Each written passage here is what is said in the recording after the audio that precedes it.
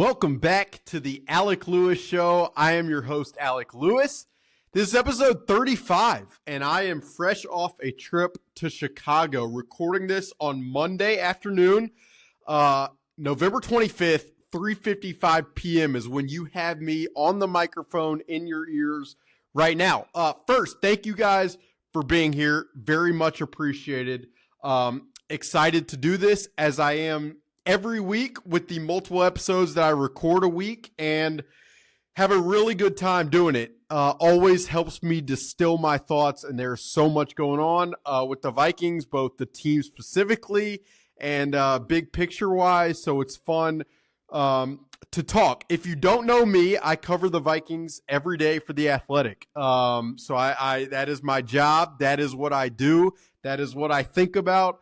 I'm watching film on the plane like I was this morning. I'm talking to buddies about it. That is the life that we chose, and I do not take it for granted at all whatsoever. So if you don't or have not, please check out some of the stories that I've written both this week and throughout this season at theathletic.com. I think you guys will really, really enjoy that. I teased last week a big announcement. So here we go. I'm going to let it rip right from the top. This show, the Alec Lewis Show, is now presented by First Resource Bank.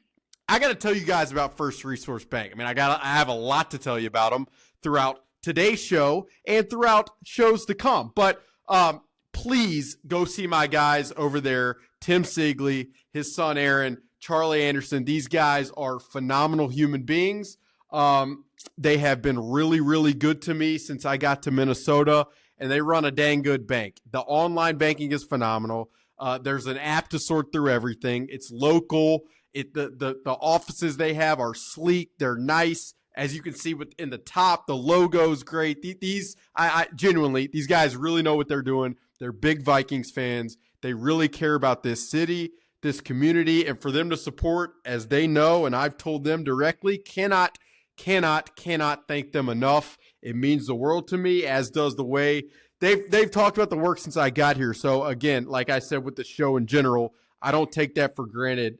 First Resource Bank. Hopefully we're going to do some stuff.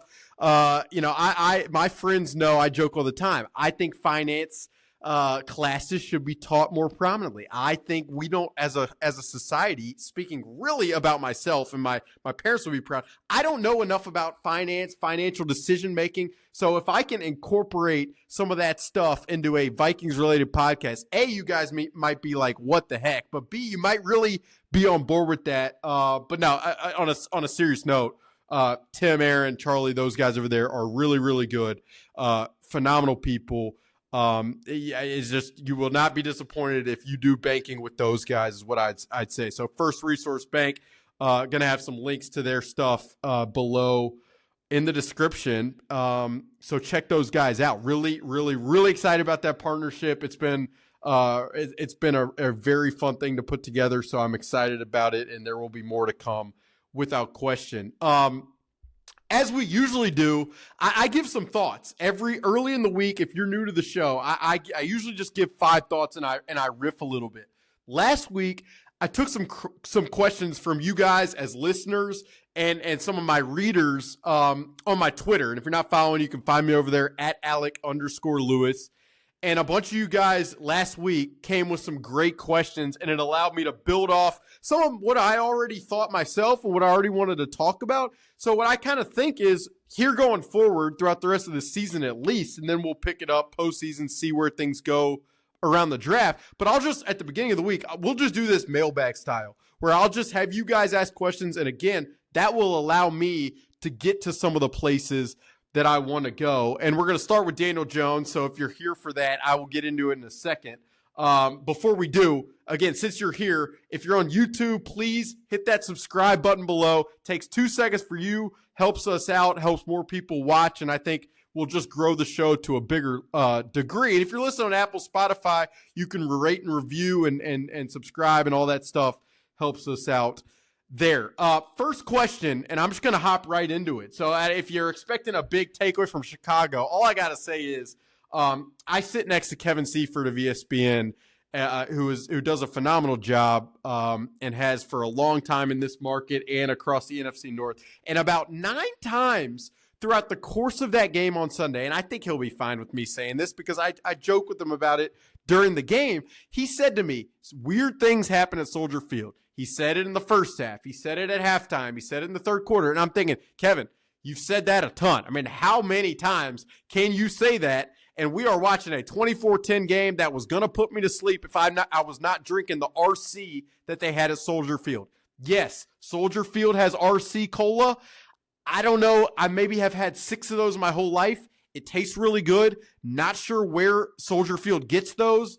I'd like to get some.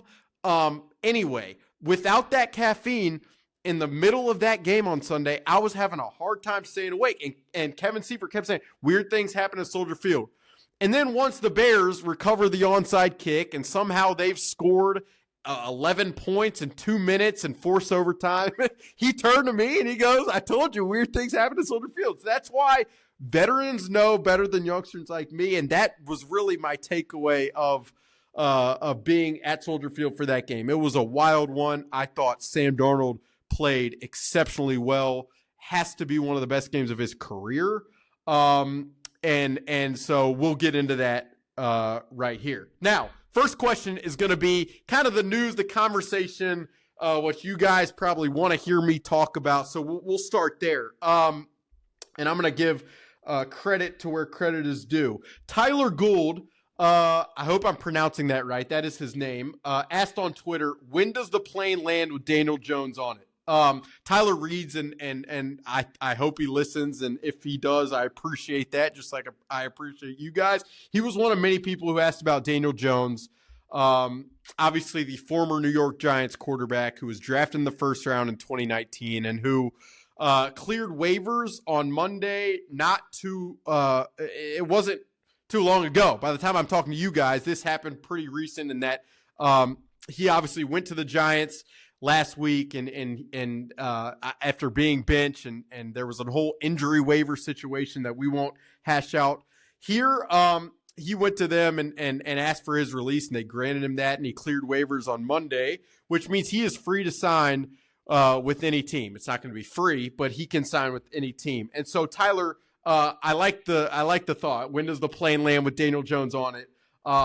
It'll allow us to explore why this makes sense and why it doesn't. And that's really the manner in which I'm going to talk about it. And I'll get at the end, I'll give you a little bit of some of my perspective, my thoughts. But I mean, Tyler, he's really getting at why would this make sense? Like, why would the Vikings sign Daniel Jones at this point in the season, being 9-2, with Sam Darnold coming off arguably one of the best games of his career? It's a great question. And I'm just going to rattle off some reasons, okay? So the Vikings right now, currently for the 2024 season, they have about $7 million in cap space, which means they have the appropriate amount of salary cap space to make a signing like this. Now, Daniel Jones is not going to cost that much. In fact, he might sign for like a minimum deal. That might be the best that he can get for this season. And if that's the case, again, it just from a why would it make sense? Team has the cap, and he's not going to ask for a lot, so that's why it would make sense in that regard. Now, as for on the field reasons, why would it make sense? So let's say down the stretch here, Sam Darnold were to suffer an injury. At that point, the Vikings, given their current roster, they'd turn to Nick Mullins, who somehow on a weekly basis, when Sam Darnold goes down, Nick Mullins is able to just come in on third down and execute, which just cannot be taken for granted. And what he does, really, Kevin O'Connell's willingness to just allow Nick Mullins to throw on a whim on third down critical situations, that's something in itself. But then Nick Mullins' ability to execute speaks volumes about him. And so, Daniel Jones, what he would do for this year specifically, just talking about the present, is he would provide insurance. And now, again, you can argue, is this system's complexity too much for Daniel Jones to learn on a whim to where he would be more likely to fill in or more capable of filling in than Nick Mullins? Well, a rebuttal to that will be, well, Josh Dobbs came here on a whim last year, and he performed for a short stint. So I think you start in the present with the insurance that Daniel Jones would offer this year down the stretch in the event of an injury to Sam Darnold. And obviously that's God forbid. I don't think any of us, I know none of us listening here, me talking with the way that Sam Darnold's played, with how much you could tell this means to him and how much what he's done means to other people. I just cannot wait to watch him down the stretch continue to do what he does. So this is it's not like they would sign Daniel Jones, he comes in, he's the starter. No. But it would be insurance in the event of the present. Now, another reason this makes sense is if you bring him in at this point, you have about a, 7-week, 8-week runway to get to know him a little bit, to see how he interacts, to see what he's been through, to see what he likes from a concept perspective. And what would the value of that be? Well, you just never, you can't learn enough, I'd say, from other quarterbacks who have been in different situations around the league of what it's like, of why it worked, of why it didn't. So that's one aspect of it. The other is Daniel Jones, the Vikings right now, as they look to 2025 and next season and beyond, Sam Darnold will be a free agent and Nick Mullins will be a free agent. So the Vikings have a question mark in a sense in terms of, other than J.J. McCarthy, who's going to be potentially their backup quarterback behind him next year, or if he needs time at some point, throughout the summer, throughout training camp, the Vikings are going to need a backup quarterback, and they're probably going to want someone with experience.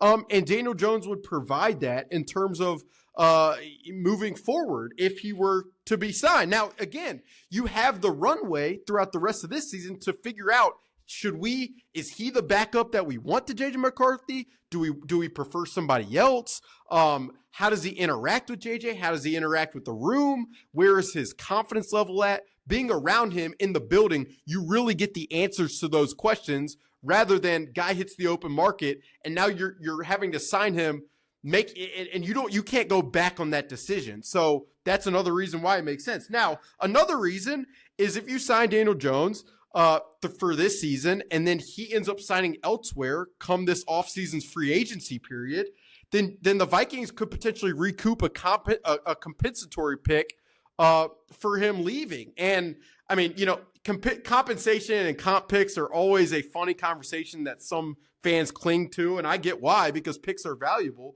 But comp picks it's a formula that is constructed based upon the guys who leave your building and the guys you bring in, and kind of how the money matches up between who leaves and who comes. And so if Daniel Jones were to sign and he were to leave and sign elsewhere for, let's say, $6 million, $7 million, $8 million, something like that, that adds to the potential idea that the Vikings generate another draft pick for the next cycle after that. And you guys know, because one of the questions I'm going to answer later is about draft picks, but you guys know that this group, this front office, this franchise in general could use as many draft picks as they can find. And so what I would say to you is that is definitely an aspect that would make this type of move make sense. Another reason, just in this more terms of like Daniel Jones' play style, and I personally will tell you guys, I want to go back and watch some film, and I'll probably do that a little bit Monday night when I'm not working on other stories for later this week. But I will go and I want to watch the film. I want to see,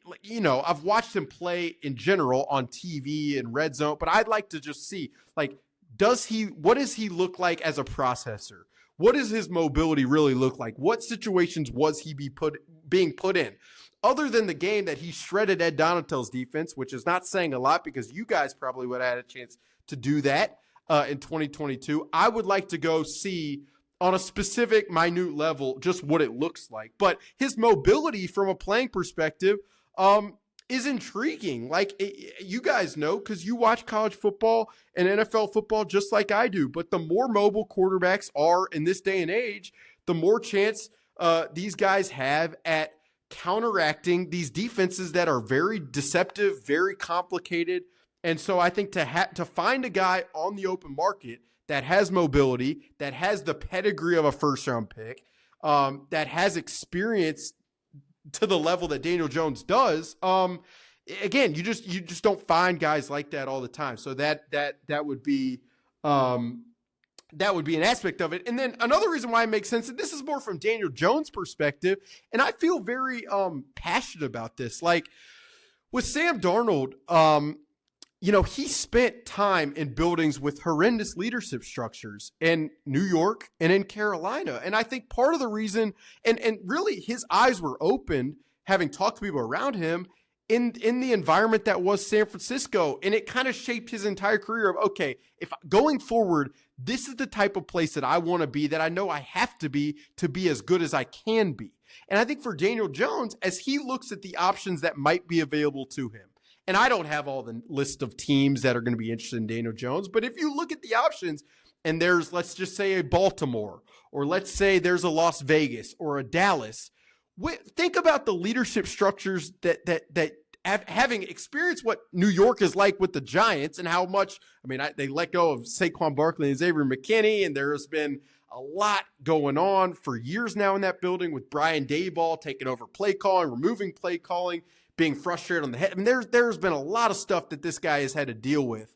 And I imagine that experience in New York shaped his perspective, similar to it has shaped to the way that it shaped Sam Darnold, in that I think Daniel Jones probably wants to put himself in an optimal environment. And I think you can easily say that Minnesota or Baltimore would be much more optimal than Las Vegas or Dallas. This is a guy, now some people will say, well, he needs tape for the rest of the season to be able to get another job next year. This guy's had a lot of tape. I think for him, if anything, you want to be in the right place. And so that's why, as he looks again at certain situations, Minnesota is one where he can see pretty clearly what Sam Darnold has done. Now, I will also say, Daniel Jones agency, Daniel Jones with Athletes First, they have a lot of clients that are everywhere. They have a lot of clients all over the NFL, but some who know players who are very integrally important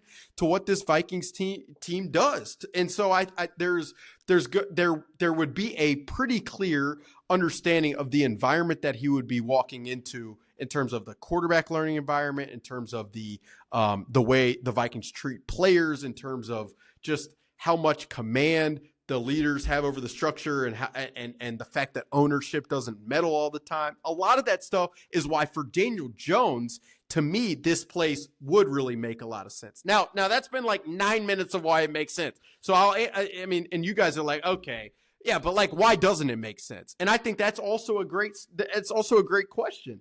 The first aspect that comes to my mind, whether it's the primary reason or not, would be, the Vikings have momentum right now as a team. Now, you guys might ask, okay, Alec, they have momentum. Long-term, what's really possible? I don't know the answer to that question. Maybe it's they make the playoffs and lose. Maybe they make the playoffs and win a game and lose. I don't really know.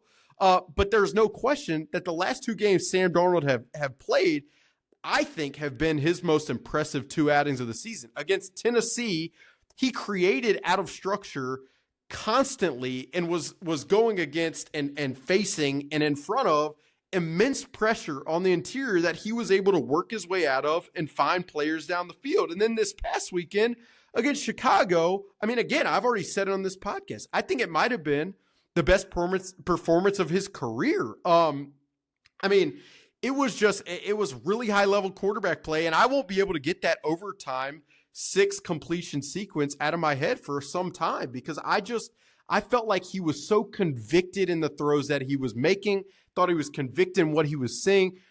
There's a lot of overtime throws that I could bring up to you guys right now that impressed me. He fit that ball into TJ Hawkinson somehow. That was pinned against the Bears defender's helmet. But really, one of the most interesting plays of that overtime sequence for me with Sam was, I can't remember the down and distance, but he pump faked a throw over the middle, kind of a check down throw to Jalen Nailor, and 2 defenders bit on Nailor, and then Darnold scanned to his left and found Aaron Jones on a check down that ended up being like a 9-yard gain. And to me, it was like he saw the defenders closing in, he pump faked it, didn't throw the ball in the harm's way, and then he checked the ball down to Aaron Jones, not forcing the ball in at all. And to me, it was just, he played confidently. His footwork looked really good. His downfield passing has never been a question. And I just felt like, from a decision-making and what he was seeing perspective, that was as good as he's felt. And you guys know this just as well as I do. Confidence is so important at this position. it's why Sam Darnold has so much success, because Kevin O'Connell in this environment puts guys in a situation to be confident. So I guess to the question of why it doesn't make sense, would it make sense for the dynamics of this locker room, for what they've built through the course of 12 weeks? Would it make sense to bring in a name that's going to create headlines, that's going to create interviews in the locker room, that's going to create external questions if Darnold struggles at all whatsoever of could they throw in Daniel Jones? How would that affect his confidence? I think that for me is probably where I start in terms of why it doesn't make sense. And that's a very short-term view. And again, like I always, like these decision makers upstairs who hopefully can't hear me as I'm recording this podcast, but maybe they can, or maybe they're listening right now. They also have to keep in mind the long term. Like, yes, you sell out for the short term in this league. You can't look beyond 1 week, but these decision makers also have to be very mindful of the future. And part of that future is the reality that if Sam Darnold hits free agency and a team is willing to pay him $30 million or $25 million, they might not be willing to go that high, knowing that part of the reason they even drafted a young quarterback was to get off that expensive contract. And so they need a backup. And so that's where it becomes an interesting situation of like, how much does the present matter versus the present and the future? Now, another reason that it doesn't make sense is I already kind of mentioned it, but if Daniel Jones just wants to play right now and he wants to prove throughout the duration of this season on the field in front of people's eyes that he can go out there and lead a team, then maybe he does want tape, and maybe he does want to sign with a team like the Raiders or like the Cowboys. The Raiders, obviously, Gardner Minshew broke his collarbone Sunday. He's done for the season. Cooper Rush, led the Cowboys to a win this past weekend, but I'd have to think that Mike McCarthy would be able to work with Daniel Jones more than he would Cooper Rush. And then obviously another reason of why it wouldn't work would be, let's say a team would be willing to pay Daniel Jones much more than the Vikings. There's probably a bar that the Vikings would not be willing to go, and I think that would also be an prohibitor. I don't know. These are words. That's tough. That would probably be a reason that it wouldn't make sense. So I gave a lot more reasons of why it does make sense, but again, I think that the first thing that I said of why it doesn't, in terms of it affecting the dynamics and the chemistry, like it's football to me is different than basketball. And that I feel like sometimes you guys probably can relate. It's like, as you watch the Timberwolves right now, it just doesn't feel like the vibes and the chemistry is right. And I think that sport with the 5 players on the court, it's just so important that it all flows together. In football, I think it's a little different because there's more players and there's 2 sides of the ball, really 3 with special teams. But I do think the chemistry of the locker room is really important. And while Daniel Jones isn't some brash, egotistical guy, you can see that with the way he handles things. He seems like a pretty good dude, humble, aware, all that stuff. I still just would wonder what tossing that ingredient into this concoction that is the 2024 team would do to the duration of 2024. So, we'll see what happens. As I said at the beginning, Tyler said, when does the plane land with Daniel Jones on it? Like, what I would say is, Kevin O'Connell was asked about this Monday, a few hours before I'm talking right now. He definitely did not say, no, this is not going to happen. We're really happy with our team right now. And so I think the door is open. Like, if it were to happen, to me, and I've said this, if you've listened to the podcast going back to the beginning of the season, I have said that this Vikings front office is often very creative and very aggressive to find ways to improve their teams marginally and to make moves or to be assertive when maybe other teams would just sit idle and not make certain moves or not make certain calls. Like, I think it's a pretty aggressive, creative front office. And so if it were to happen, I would not be the most surprised person in the world. I don't have any intel at this very moment that would tell you guys, yes, they're going to make this happen. Yes, the Vikings are the leader in the clubhouse. But for a lot of reasons that I laid out on both sides, from the team perspective and from the Daniel Jones perspective, I think you can understand why it would make sense and why, if it were to happen, I would hope the reaction, not from you guys, because if you're listening to this, you're probably pretty in tune, but maybe from some of the people on Twitter that or in the comment section that can always go crazy. What I would say to those people, or how I would try to explain it, would be this type of move would be with the macro in mind and not so much just the here and now. And I say that, but let's say Sam Darnold were to get injured, God forbid, again, Sunday, then it would make sense for the here and now, because you have a guy who's mobile, can create, and who has experience in the NFL. So we'll see how it shakes out. I'll be pretty interested to see where he ends up going and what the reasoning behind that from his perspective is. So that's a lot on Daniel Jones, but I hope I laid that out in a way that for you guys, it is understandable, and you can nod your head being like, yeah, I get it. And I'm sure you guys have opinions. Like, I'd be curious in the comments section and on Twitter and in my story comments to The Athletic, like, I'd be curious what you would think of that. Does it make enough sense to you? Would you push for it if you were in the position? Like, I think, again, I always say those types of discussions, these types of discussions are the ones that are happening upstairs. Like, whether they would admit it publicly or not, I think with all decisions, trade opportunity, all that stuff, like, it takes conversation, communication, I think, to sway people's minds. So I'd be curious for you guys. That's a lot on that one question. I'm going to take a sip of water real quick and then get to a few more questions and let you guys get on with your week. Pauses aren't good for radio either, but or podcast or YouTube shows. But hopefully, if you guys are sticking with me, you're all in. And so I would recommend just hitting that subscribe button below. And yes, I'm going to be that guy on that. But it really helps the channel if you're watching on YouTube. So next question comes from a very loyal listener, viewer of the show. And he was one of the first people, actually, when I announced the show, he was pumped about it. So cannot thank him enough. His name's Dustin Roberts. What is your biggest worry for the Vikings in the last part of the season? It's a great question. And I could go a lot of places. I mean, there are a couple obvious ones, like the turnovers offensively. They continue to happen. And that stuff just, I mean, the Vikings, I looked this up. When the Vikings break even or win the turnover margin in Kevin O'Connell's time as the head coach, I think they're 25-2.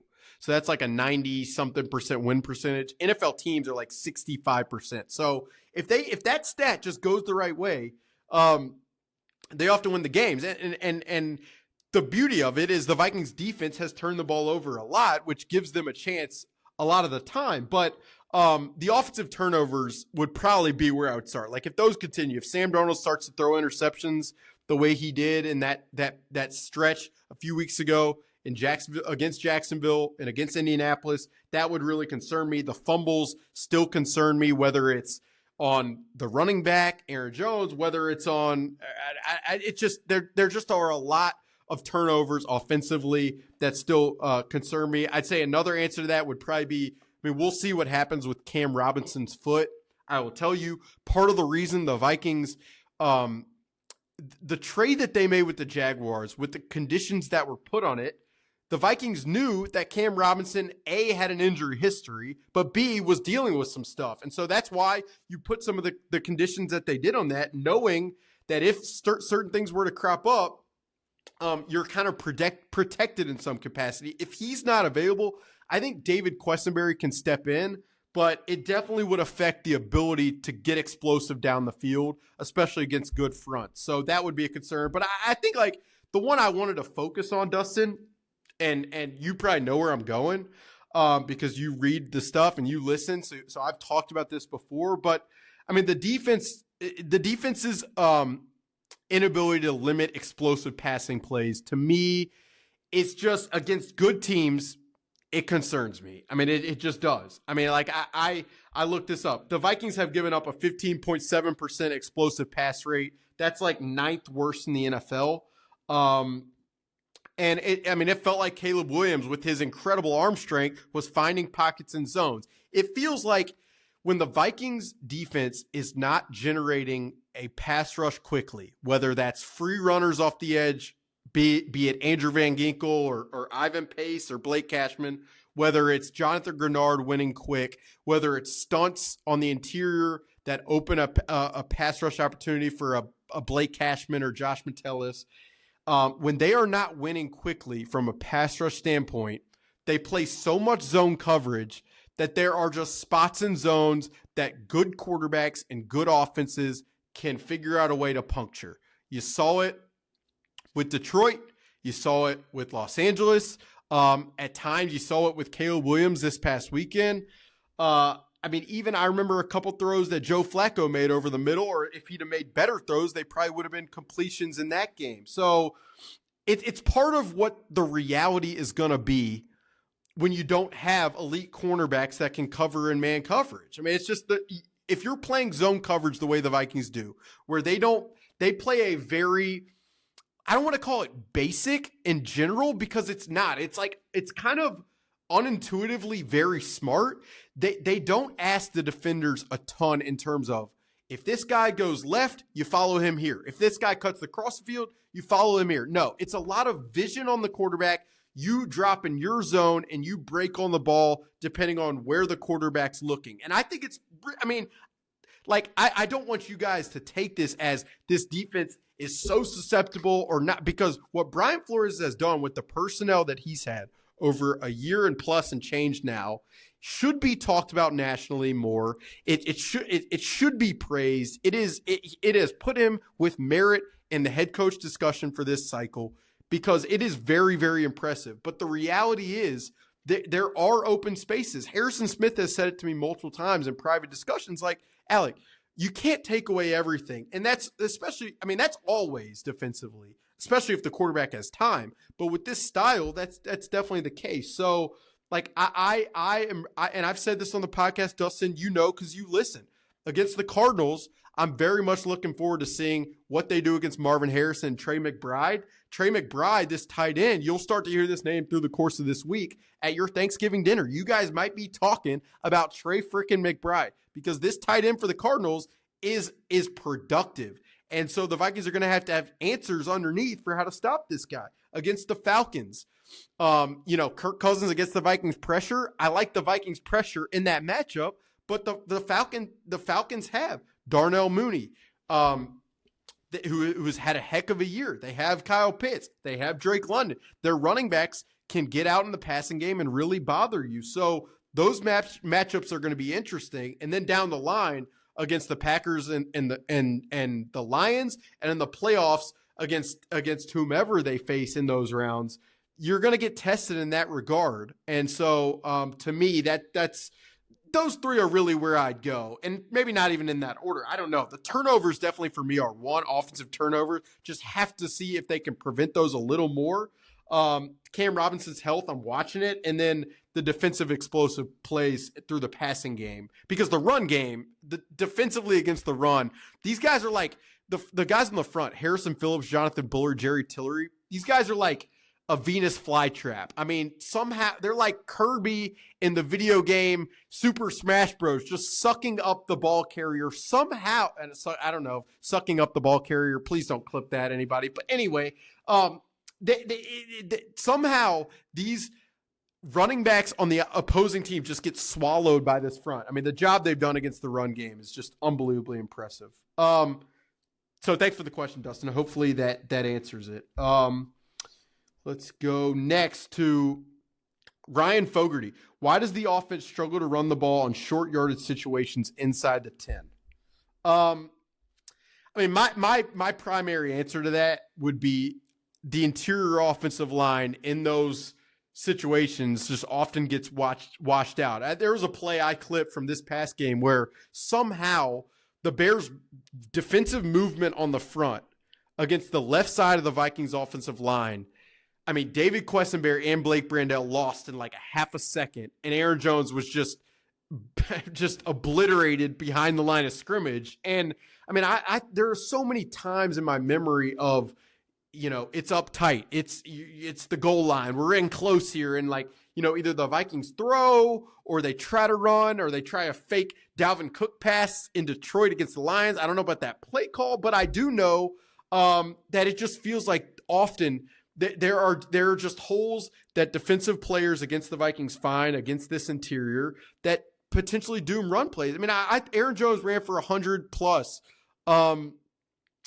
Cam Akers was effective on Sunday as well. But I felt like there was so much more in the tank if certain offensive linemen could get to blocks, if there was a little more room for the running back to create. It's just, to me, that's the answer. And I know, like, there are times, and I'm going to get to this with the next question, but there are times where, it's like, why isn't O'Connell running it on 3rd and 1 or 3rd and 2 or 4th and 1 or 4th and 2? And I think part of that, truthfully, he would never say this because he can't. But it's like, if you don't have full confidence in that interior to generate a push for 1.5 yards or 2 yards against good players on the front, and defenses have them every week, then you're going to throw the football. And so it's kind of a push and pull. If you do run and you get stuffed, it's like, why wouldn't you just play action? I mean, it's always very interesting. But to me, until that interior is solidified, upgraded, it's going to be very hard to get the push you need to be very effective in those situations against good interior defensive players, and most defenses have them. Next question comes from Sam Olson. Thoughts on KOC's play calling? He notes that he thinks it's really good, but he sees fans complain about it. Like, I'll say this first of all. I rarely just like go out of my way to question play calling, and here's why. And I've said this before.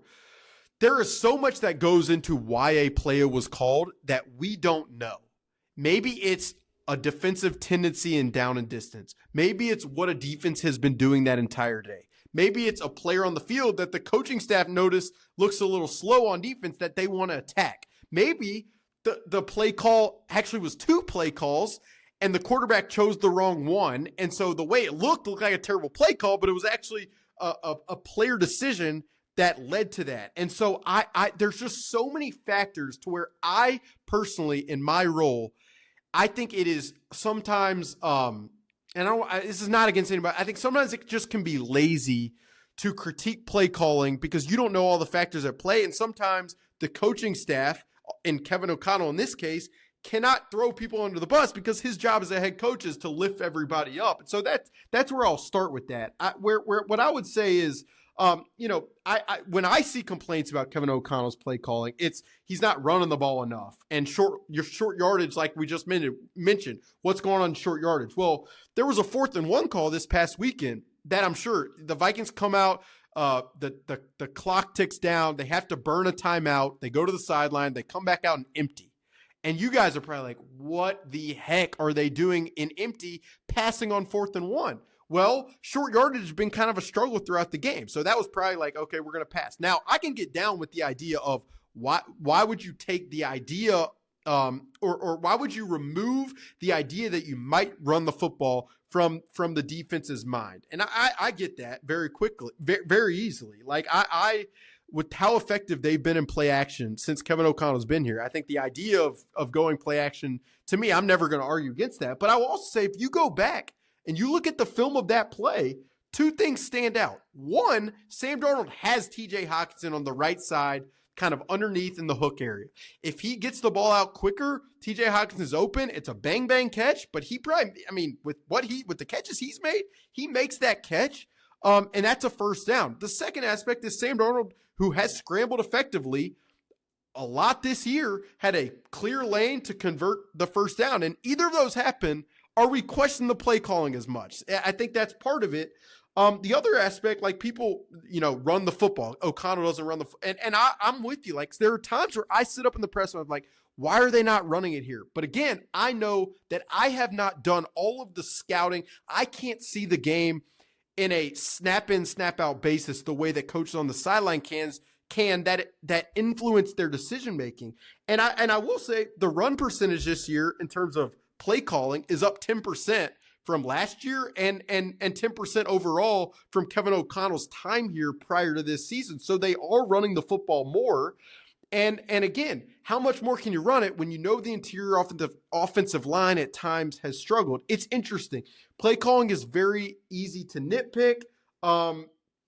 And I will also say, like, if you go throughout the course of this year and watch the film, which you guys have real jobs and you don't have the time to do this, but there are so many times where, Sam Darnold's in the pocket, he looks to the right, guys are not open, then he looks to the left and he's sacked. Well, if you stop the film, guys are open often on the backside. And so, there are other teams that you watch their offensive film and you pause it at the top of the quarterback's drop and you look at the receivers, you're like, nobody's open. With Kevin O'Connell's offense, when they're throwing the ball, guys are open. And again, like I'd say maybe 18 of the 30, you can't always say that for. So you're already in that category having Kevin O'Connell. And from there, it's just margins. And like I said earlier, when they break even or win the turnover margin, they win. And so I don't know. I don't know if that is a straight answer to your question, Sam, but that's how I've thought about a lot of that. We'll get to a couple more and then get out of here because I appreciate you guys being here for 40 minutes. Let's see here. The next question will come from Hunter. Hunter asked a very fun question. Thoughts on the referees this Sunday and overall referee quality this season? I got to be careful here. I don't get fined. So I can say whatever the heck I want. And I will tell you, I know things move very fast. And I know these refs are not going to be perfect. I, as a fan of this sport, don't expect for perfection. I do expect when a ref appears to be looking at a play to make that call. And I'm sure you guys expect the same. And on Sunday, just as it has been throughout the course of this season, there were multiple instances where it felt like the ref saw what was going on and didn't throw the flag. There was a Harrison Phillips holding early in the game. There was a Brandon Powell got collided with on the sideline on a special teams punt return that was somehow not called. I couldn't understand that one. Jordan Addison was bear hugged down the field. He still caught the ball, but they didn't throw a flag on it. Sam Darnold was, if you go back and watch, there is a throw that Sam Darnold made. I can't remember the specific. I think it was the second quarter where he threw it. He was stepping backwards. This Bears number 52 grabs him like at the neck area.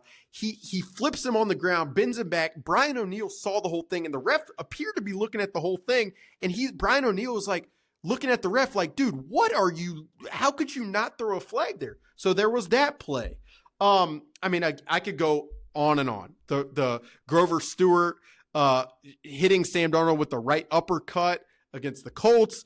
Byron Young turning Sam Darnold's neck 90 degrees against the Rams. I mean, it's just hard to understand when at times it looks like the ref is looking right at the play, how they don't make those calls. And then I have a whole nother opinion on, for some reason, some of these games, these critical third down, fourth down, there are often calls in these spots. And that just makes me intrigued is what I would say. But Hunter, you got me on that one.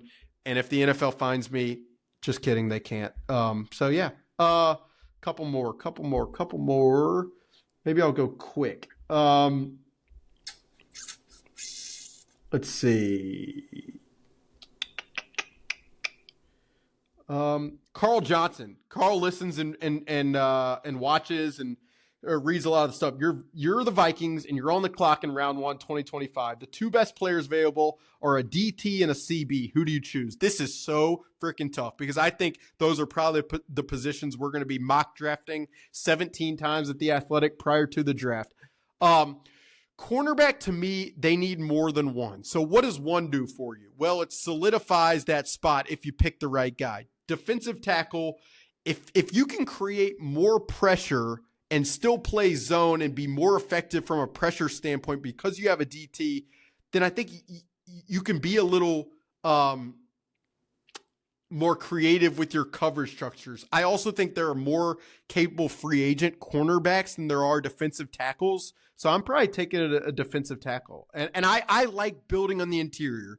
From here, I like adding juice to those spots, offensive line, defensive line. The more I watch this game, cliche goes, it's one in the trenches. We'll get one more and then we'll get out of here. This is a funny question. What player do you think makes the best Thanksgiving dinner? What a phenomenal question. I wouldn't be surprised if I mean, Jonathan Grenard probably makes a phenomenal Thanksgiving dinner. Because what the heck else does this guy not do? He plays the run exceptionally well. He sacks the quarterback as a pass rusher. He sniffs out screens. He's a vocal leader in the locker room. I mean, in terms of signings this offseason, I can't imagine there was a better one. And I'm sure this guy can do a stuffing. He could do a sweet potato casserole. He can do turkey, ham, whatever the heck you need from Jonathan Grenard. This guy will supply it for you. So that is what I will say. That'll do it, I think, for the Alec Lewis Show. That's episode 35. Appreciate you guys being here. If you missed it at the top, this show is presented by First Resource Bank, a locally owned bank that has phenomenal people and a really, really good system that you guys can use. It's you guys can sign up and find their branches here locally. We're going to have links underneath this episode on YouTube and Spotify where you can find their website information on how to roll with Tim and Aaron and Charlie. Really, really good people that will get you guys situated in that aspect of your life. But that'll do it. I will be back. I'm going to try to be back later this week, going home for Thanksgiving, flying home to Alabama, where a team down there just recently lost pretty poorly to Oklahoma. I'm not thinking about that at all. It's not bothering me at all. But no, I appreciate you guys being here. We'll see how things shake out the next couple days. 9-2.